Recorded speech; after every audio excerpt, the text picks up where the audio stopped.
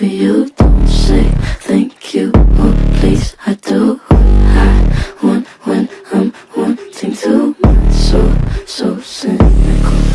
I'm a bad guy. Duh. I'm a bad guy.